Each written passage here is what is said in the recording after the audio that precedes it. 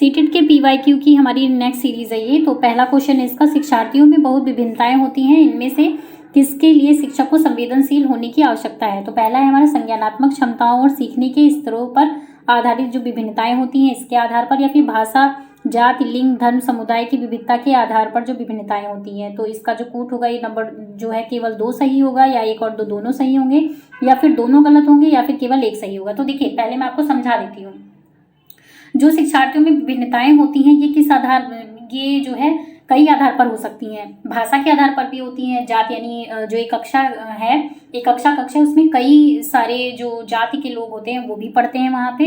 लिंग भी होते हैं, देखिए जो है वो महिलाएं भी होती हैं, यानी बच्चे जो लड़कियां होती हैं लड़के भी पढ़ते हैं, और जो है समुदाय के भी लोग होते हैं। तो अगर जो एक शिक्षक है तो अगर उसको संवेदनशील होने की आवश्यकता है तो ये इसके अनुसार जो है वो दोनों सही हो जाएगा, यानी संज्ञानात्मक क्षमताओं के आधार पर भी उसके अंदर होनी चाहिए क्षमता, यानी जो बच्चे होते हैं उनकी बुद्धि लब्धि भी जो है वो अलग अलग होती है, तो इस आधार पर भी, और भाषा, जाति, लिंग, समुदाय के आधार पर भी होना चाहिए।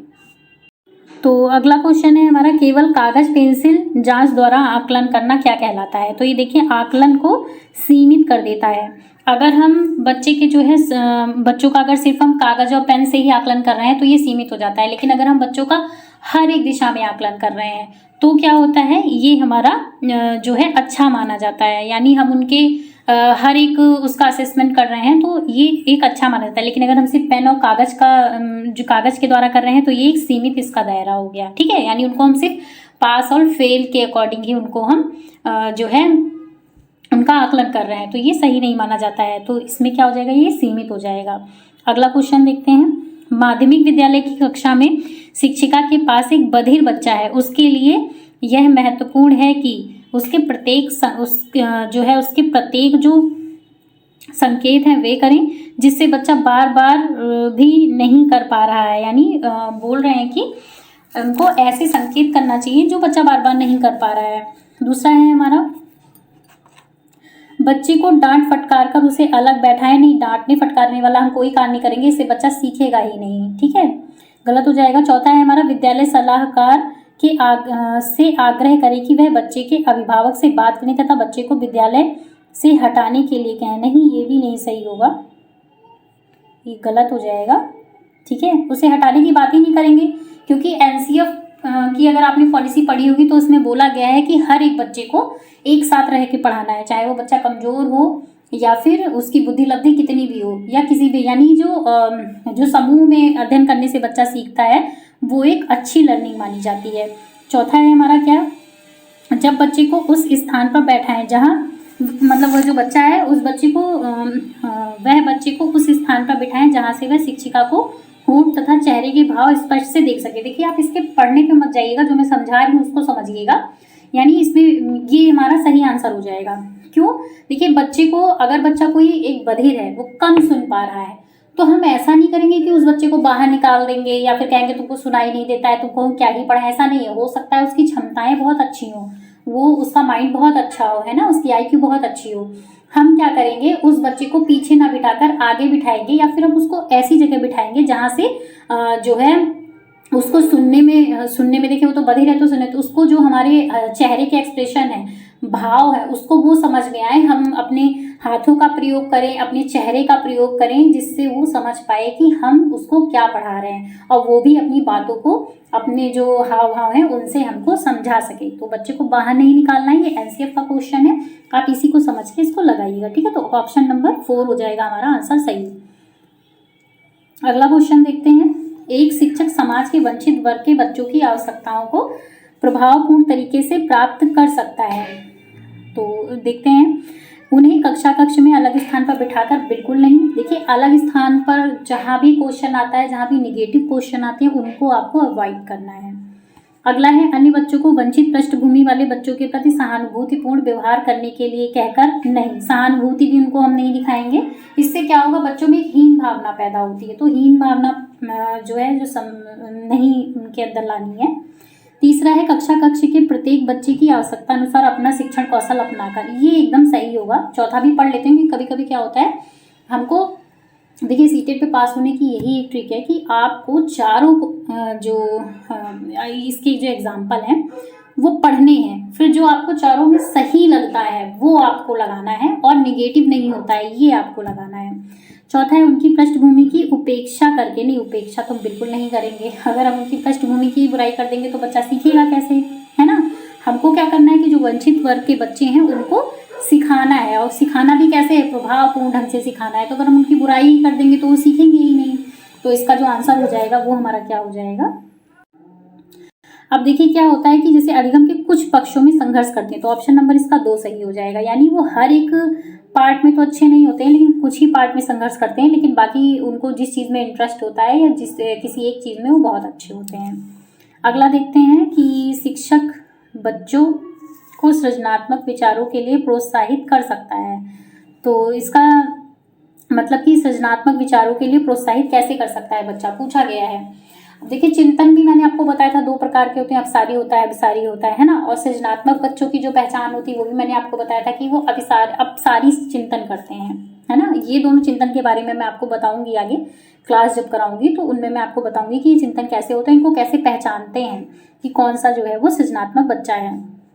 उन्हें उत्तर कंटस्ट करने के लिए, कहने के लिए नहीं। अगर हमने बोला कि भारत के प्रधानमंत्री कौन है, उन्होंने सीधे बता दिया मिस्टर नरेंद्र मोदी, तो ये तो रटा रटाया आंसर हो गया ना, इसमें बच्चों की सृजनात्मकता का पता नहीं चलता है।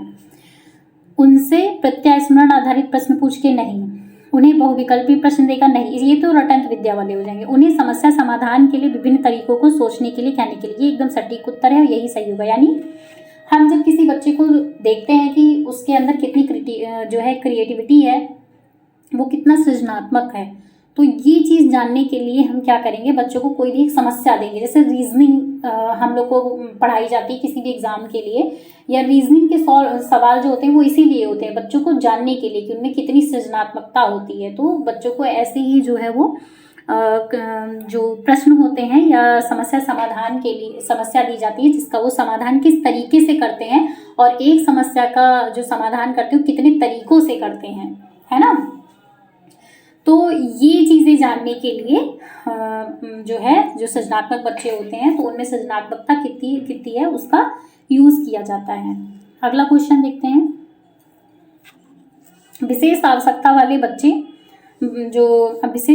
वाले बच्चों से व्यवहार करने के लिए निम्नलिखित दार्शनिक दृष्टिकोण में से किसका अनुसरण किया जाना चाहिए। तो देखिए उन्हें पृथक करके नहीं, पृथक तो बिल्कुल भी नहीं। जहाँ ऐसी चीज़ें आती हैं, मैंने आपको पहले भी हर एक वीडियो में मैं यही बताती हूँ कि जहाँ ऐसी चीज़ें आती हैं वहाँ आपको जो है उस आंसर को ही नहीं लगाना है। दूसरा है उन्हें केवल व्यावसायिक नहीं, केवल वाला भी नहीं, उन्हें समावेशी शिक्षा और नियमित विद्यालयों में अध्ययन करने का अधिकार प्राप्त है। उन्हें किसी प्रकार की शिक्षा की आवश्यकता नहीं, तो बिल्कुल गलत। तो इसमें ऑप्शन नंबर 3 हमारा हो जाएगा। देखिए जहाँ भी क्वेश्चन के आंसर में आपको समावेशी शिक्षा और बच्चों को एक साथ रह के पढ़ाने की शिक्षा, ये सारी चीज़ें जहाँ आपको दी जाएं, आपका आंसर 90% वही होता है, ठीक है। बाकी तो आप जब क्वेश्चन पे आपका आंसर डिपेंड करेगा, तो इसका ऑप्शन नंबर 3 हो जाएगा। समावेशी शिक्षा और नियमित विद्यालय के जो अध्ययन है उसको जो है प्राप्त करने का अधिकार प्राप्त होता है। अगला देखते हैं, अधिगमकर्ता केंद्रित विधि का आशय क्या है। तो अधिगमकर्ता जो केंद्रित विधि है इसका क्या आशय होता है कि शिक्षक जो है अधिगमकर्ता के लिए स्वयं निष्कर्ष निकाल कर देते हैं, नहीं, ऐसा नहीं होता है। परंपरागत व्याख्यात्मक विधि नहीं, उन्हें उन विधियों को अपनाना जिनमें शिक्षा जो है वो मुख्यकर्ता पात्र होता है। वे विधियां जहां अधिगम में अधिगमकर्ता की अपनी पहल तथा प्रयास सम्मिलित होते हैं, ये हमारा आंसर सही हो जाएगा। देखिए अधिगमकर्ता कौन होते हैं, हम होते हैं, मतलब बच्चे होते हैं। तो अधिगमकर्ता केंद्रित विधि होती है तो क्या होती है कि ऐसी विधियों का यूज करना चाहिए जहां अधिगम में अधिगमकर्ता की अपनी पहल तथा प्रयास सम्मिलित होते हैं। जैसे फॉर एग्जाम्पल आप साइंस का ले लीजिए, अगर बच्चे एक्सपेरिमेंट करके सीखते हैं तो वो ज़्यादा अच्छे से सीखते हैं ना, तो ये अधिगमकर्ता केंद्रित विधि का ही एक एग्जाम्पल माना जा सकता है, ठीक है। अगला देखते हैं क्या है, निम्नलिखित में से कौन सा सीखने के लिए एक प्रमुख है। तो सीखने के लिए अगर हम मानेंगे तो इसमें कौन सा हो जाएगा, देखिए अनुबंधन नहीं हुआ, रट कर याद करना ये भी नहीं होता है, अनुकरण करके भी नहीं, अर्थ निर्माण की जो सीखने की प्रक्रिया होती है ये सबसे अच्छी मानी जाती है सीखने के क्रम में। अगला क्वेश्चन देखते हैं। पियाजे तथा वाइगोत्स्की के अनुसार एक रचनात्मक कक्षा कक्ष में अधिगम। देखिए पियाजे और वाइगोत्स्की और कोहलबर्ग से क्वेश्चंस भर भर के आते हैं, मैंने आपको पहले भी बताया था, और ये बहुत ही अच्छी थ्योरी है, बहुत ही कॉन्सेप्ट इसके क्लियर करने अगर आपको करने हैं आप कहिएगा तो मैं आपको समझा दूंगी बहुत अच्छी तरीके से शॉर्ट में, आपके एक भी क्वेश्चन इससे गलत नहीं होंगे। ठीक है। शिक्षक द्वारा लिखवाया जाता है तथा विद्यार्थी निष्क्रिय प्राप्तकर्ता होते हैं, बिल्कुल नहीं। ठीक है।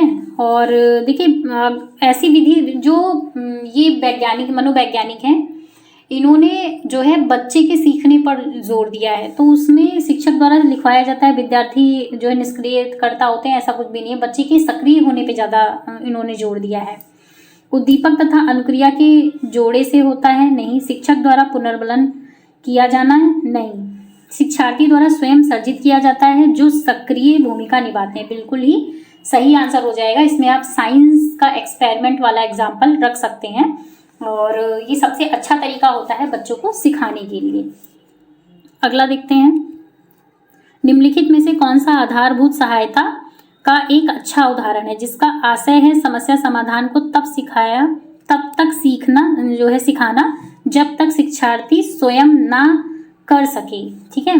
तो इसमें कौन सा हो जाएगा? उसे आधा समाधान हल किया उदाहरण उपलब्ध करवाना, बिल्कुल भी नहीं। उसे कहना कि जब तक समस्या समाधान नहीं कर लेती तब तक घर नहीं जा सकती, नहीं। समस्या का समाधान जल्दी देने पर पुरस्कार, नहीं, बच्चों को आप बार बार पुरस्कार नहीं देंगे। उसे यह बताना कि वह बार बार दोबारा प्रयास द्वारा कर सकती है, बिल्कुल ही सही आंसर हो जाएगा। अगर कोई भी बच्चा किसी भी समस्या का समाधान नहीं कर पा रहा है तो आप उसको प्रोत्साहित करिए, आप उसको मोटिवेट करिए, ताकि आप उसको बार बार जो है प्रलोभन दीजिए या बार बार आप उसको पुरस्कार दीजिए कि तुम ये एक चीज़ सॉल्व कर लोगे तो तुम्हें टॉफी देंगे, चॉकलेट देंगे या कुछ भी देंगे, ऐसा कुछ भी नहीं है। आप उसको मोटिवेट करिए अंदर से कि आप इसको कर सकती हैं। एक बार नहीं कर पाती, दो बार नहीं, तीसरी बार में तो वो कर ही ले जाएगी। ठीक है। अगला क्वेश्चन है हमारा, आपकी कक्षा में सीखने की विविध शैलियों वाले बच्चे हैं, उनका आकलन करने के लिए आप उन्हें पूछा गया है कि क्या करेंगे।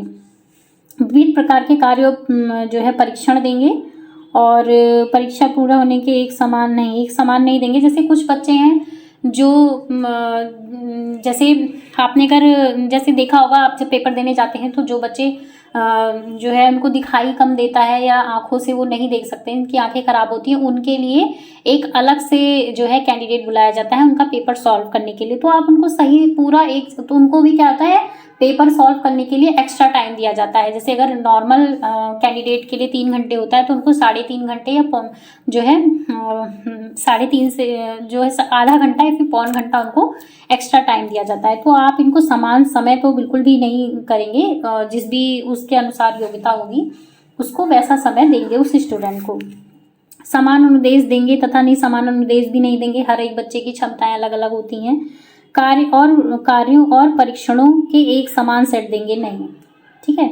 तो इसका सही आंसर क्या हो जाएगा? इसका जो सही आंसर है वो नंबर 1 हो जाएगा, यानी विविध प्रकार के कार्य और परीक्षण देंगे, तो कई तरीके के कार्य देंगे, और जैसी बच्चों की योग्यता होगी, जिस हिसाब से बच्चा होगा, वो अपने अनुसार उस प्रश्न को जो है वो हल कर लेगा। ठीक है। अगला क्वेश्चन है, आजकल बच्चों की गलत अवधारणाओं को वैकल्पिक धारणाएं कहने की प्रवृत्ति है, जिसे कहा जा सकता है। बच्चों की गलतियों की व्याख्या के लिए मनोहारी शब्द का प्रयोग करना, नहीं। बच्चों को उनकी सोच और प्राणों के समान मानना, नहीं। बच्चे की सोच और प्राणों की सोच जो है वो एक समान नहीं होती है, उनके जो सोचने का, देखिए सोच जो होती है ना कि सबके सोचने का अलग अलग तरीका होता है। हम जो बच्चे होते हैं वो अपने अनुसार चीज़ों को सोचते हैं, हम अपने करियर के बारे में सोचते हैं, तो उनकी सोच जो है वो समान नहीं होती है, अलग अलग ही होती है। बच्चों की समझ में सूक्ष्म भेद करना, टाइपिंग मिस्टेक है, और उनका अपने सीखने प्रति निष्क्रिय रहना, ये भी नहीं होगा। चौथा है हमारा, पहचानना कि बच्चे सोच सकते हैं और उनकी सोच जो है वो प्राणों से भिन्न होती है, बिल्कुल सही आंसर होगा इसका। मैंने आपको बताया कि बच्चे क्या होते हैं, वो सोचते समान हैं लेकिन उनकी जो सोच होती है वो भिन्न होती है। जैसे हम अपने करियर के बारे में सोचते हैं, वो टॉफी चॉकलेट या किसी भी चीज़ के बारे में सोचते होंगे, है ना। तो ये होता है, यानी बच्चे सोच सकते हैं लेकिन उनकी जो सोच होती है वो प्राणों से भिन्न होती है। अगला क्वेश्चन है हमारा, निम्नलिखित में से कौन सा एक माध्यमिक विद्यालय की कक्षा कक्ष में शिक्षक की भूमिका का सर्वोत्तम उचित वर्णन करता है? चर्चाओं के अवसर उपलब्ध कराना, प्रथम स्थान के लिए शिक्षार्थी को आपस में नहीं, बहु परिवेक्षक को निरुत्साहित नहीं। देखिए ये सब निगेटिव क्वेश्चन, ये सब निगेटिव वर्ड माने जाते हैं। व्याख्यान देने के लिए पावर पॉइंट जो है प्रेजेंटेशन का यूज करना, नहीं ये भी नहीं। देखिए मैं आपको बताती हूँ, देखिए इसमें क्या आया, प्रथम स्थान देने के लिए प्रतिस्पर्धा को बढ़ावा देना। प्रतिस्पर्धा को आप बढ़ावा दे सकते हैं, लेकिन सबको प्रथम स्थान के लिए ये एक निगेटिव माना जाएगा। निरुत्साहित करना ये भी निगेटिव पॉइंट माना जाएगा, ठीक है। और पावर पॉइंट प्रेजेंटेशन देने के लिए सबके नहीं, ये भी नहीं। तो पहला आंसर हमारा सही हो जाएगा, यानी चर्चाओं के अवसर उपलब्ध कराना। जितना बच्चे खुल के बोलेंगे, आपने देखा होगा कि स्टेज प्रोग्राम होते हैं, कल्चर प्रोग्राम होते हैं जब, तो बच्चों को जो है पोएम या भी जो एक्टिविटी होता है वो करने के लिए बताया जाता है। क्यों किया जाता है कि इसमें जो है बच्चों की जो क्षमताएं होती हैं कि कौन सा बच्चा किसमें सर्वोत्तम है, ये चीज़ें जानने के लिए भी एक्टिविटी करवाई जाती हैं।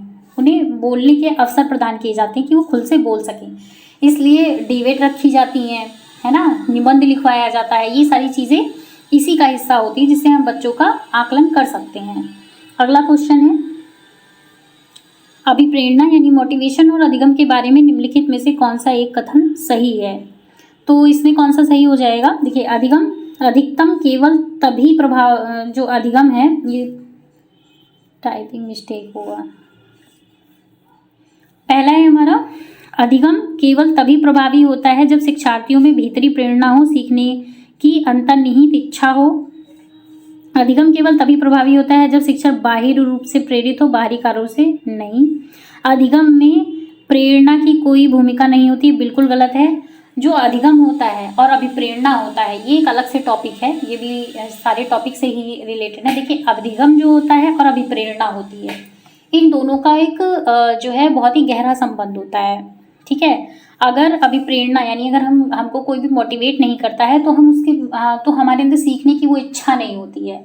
और अगर हम किसी को, जैसे इसमें चौथा पढ़ लेते हैं फिर मैं आपको बताती हूँ। अधिगम केवल तभी प्रभावी होता है जब शिक्षार्थी बाहरी पुरस्कारों नहीं, बार बार हम उसको पुरस्कारों द्वारा जो है सीखने के लिए, अधिगम करने के लिए प्रेरित नहीं कर सकते हैं। कैसे? देखिए मैं आपको बताती हूँ।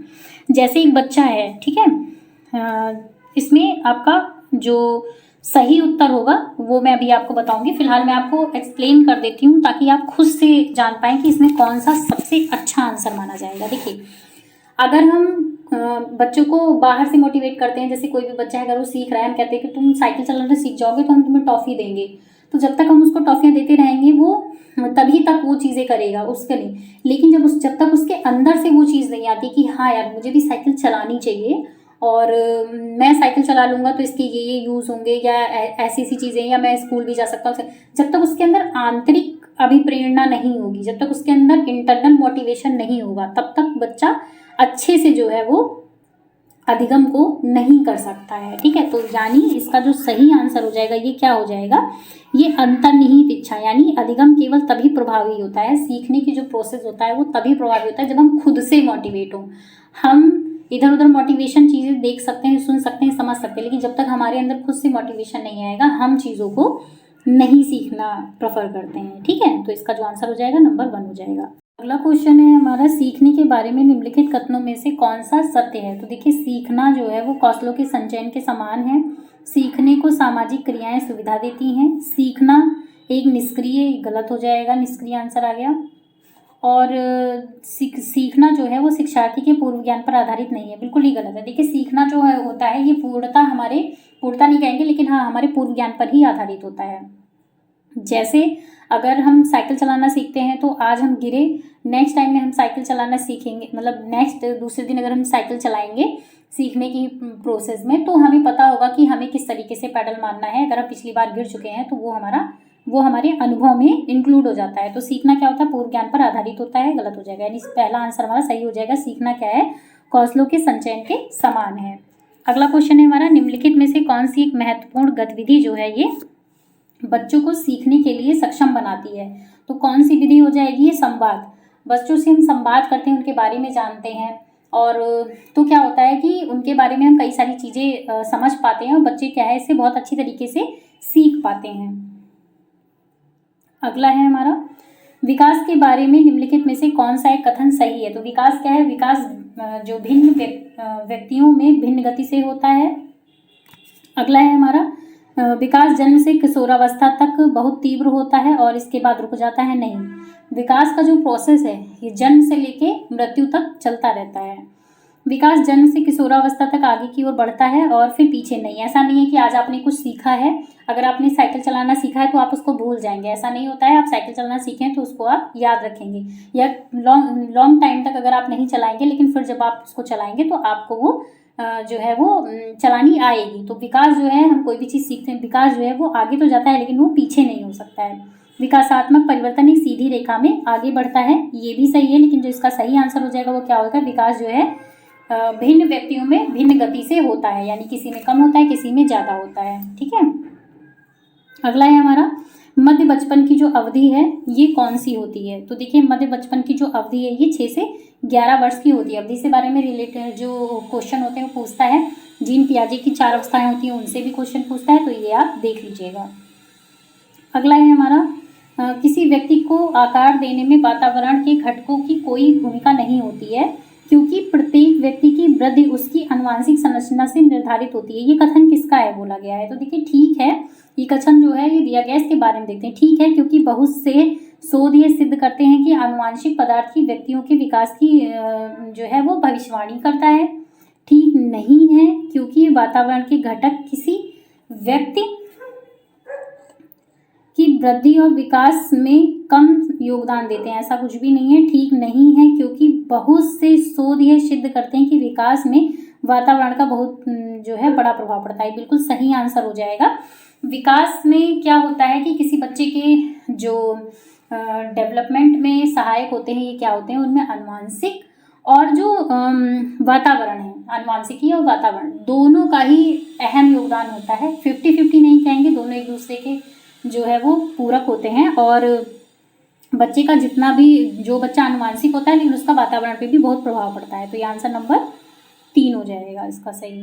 अगला है हमारा, एक प्रक्रिया पूछा गया है, डैश एक प्रक्रिया जिसके माध्यम से मानव शिशु समाज के सक्रिय सदस्य के रूप में निष्पादन करने के लिए आवश्यक कौशलों का जो है वो अर्जन करना प्रारंभ करता है।